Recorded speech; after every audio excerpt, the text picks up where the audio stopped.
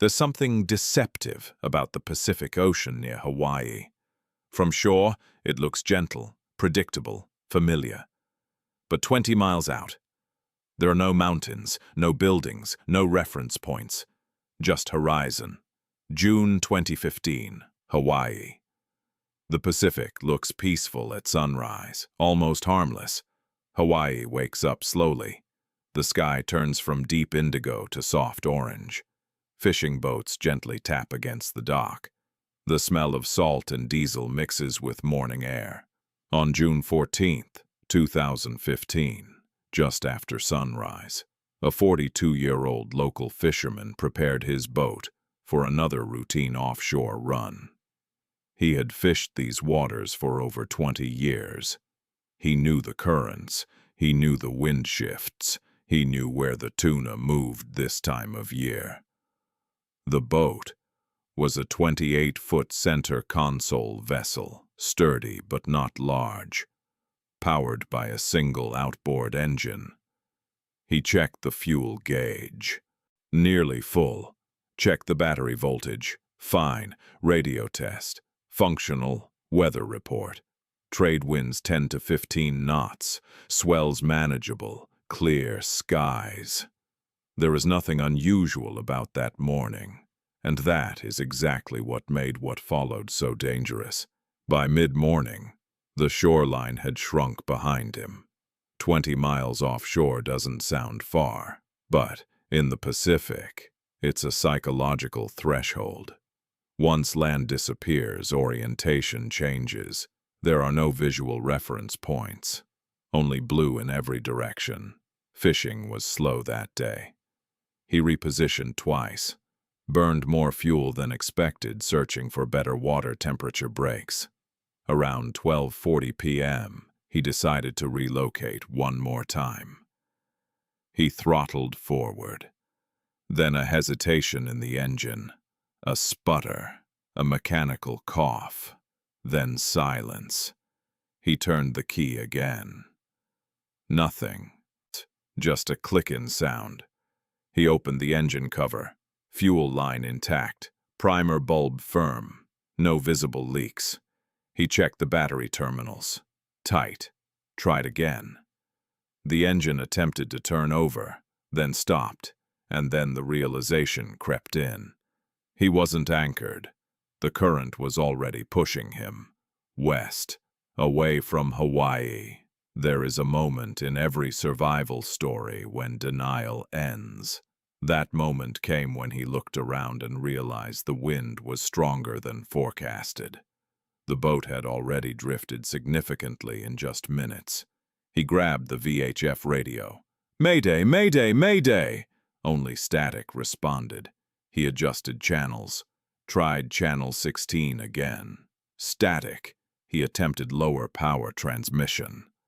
Still nothing clear. He climbed onto the console and checked the antenna. The base had loosened. Salt corrosion likely compromised the wiring. Signal was weak, maybe transmitting, maybe not. There is no confirmation sound when your distress call fails, only silence. By late afternoon, the shoreline was gone. Not faint, not barely visible. Gone.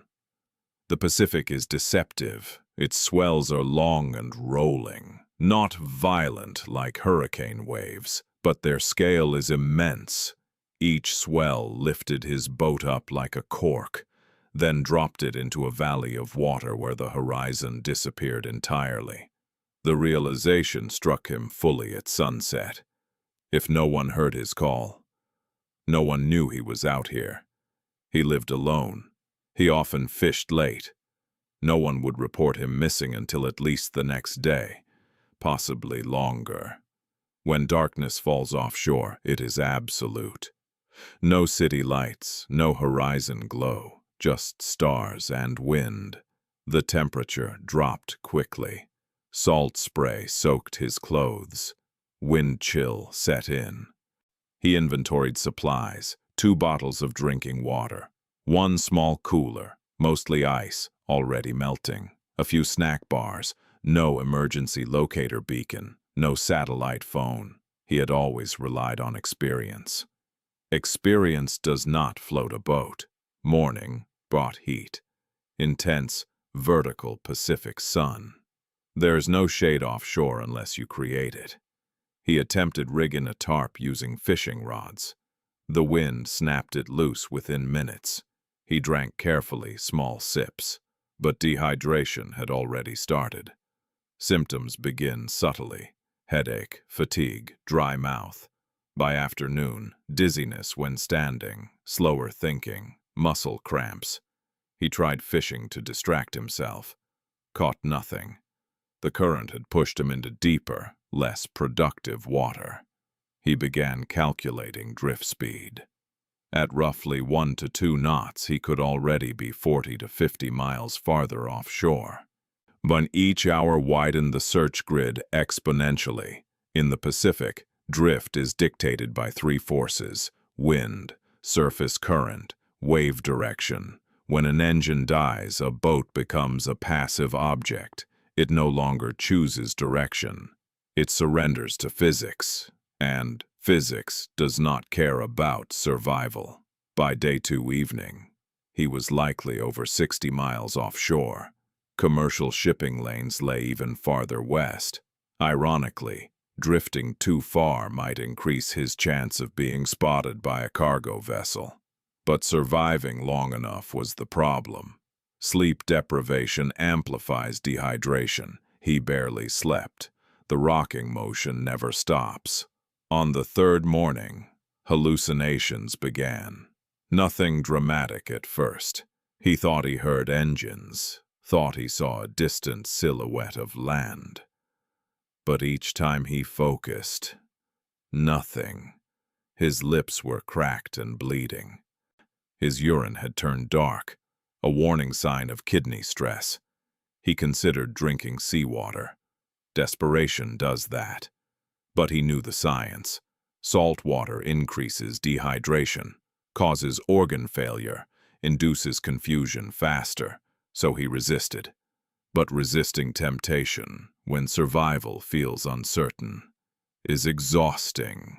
By the 4th day, weakness set in. Standing too quickly caused blackouts. His skin blistered severely. Eyes burned from constant glare. He began conserving energy completely. Minimal movement, minimal talking, minimal hope. His last water was gone. Now survival depended on reducing sweat loss and staying conscious. Search and rescue still had not officially launched. He had not been reported missing. In survival situations, time lost early becomes deadly later. Humans are not built for sensory monotony. The Pacific offers no trees, no sounds of animals, no shifting scenery, just endless blue. Studies show that prolonged isolation without visual change accelerates mental breakdown. By day 4 night, he began speaking aloud. Not because he was losing sanity, but because silence becomes oppressive. Sound reassures the brain you still exist. Late morning, a low vibration carried through the hull. Different from waves, mechanical. He forced himself upright. On the far horizon, barely visible, a cargo ship. Massive, but distant. Too distant. He grabbed a reflective knife blade, angled it toward the sun, flashed it repeatedly. Again, his arm shaking violently. Minutes passed. The ship continued forward. Then, it altered course, slightly, but undeniably. It had seen something. The cargo crew had noticed an unusual flash. They adjusted heading, through binoculars, and they saw a small vessel, drifting. No engine noise, no movement at first. Then a figure standing weakly. When they reached him, he could barely climb. 5 days without proper hydration, severe dehydration, heat exhaustion, pre-renal kidney stress. Doctors later said another 24 hours, possibly fatal. He survived, but survival changed him. He later admitted, "I thought experience was enough." It wasn't. After his rescue, local marinas, pushed mandatory EPIRBs, satellite messengers, redundant communication systems. Because ocean survival stories that end well are rare. Many drifting vessels are found empty. The Pacific Ocean covers more than 63 million square miles. It does not rage. It does not warn. It simply exists. And when machinery fails, when radios fail, when preparation fails, the ocean does not rescue you. Chance does. On that 5th day in 2015, Chance passed within eyesight, and he was still alive to signal it. The Pacific Ocean is vast beyond comprehension. It does not roar when it claims someone. It simply absorbs. 5 days adrift. No engine, no water, no certainty, just endurance. The ocean is beautiful from shore. The difference between survival and disappearance was a passing ship that happened to notice a flash of light. But beyond the horizon, you are smaller than you think, and the ocean is larger than you'll ever understand. And survival depends not on confidence, but preparation. If you want more real survival documentaries from sea, sky, and wilderness, subscribe. Because sometimes, the difference between life and disappearance is one passing ship. Survival is not strength, it's timing. If you want the next story, subscribe now so you don't miss the next survival story.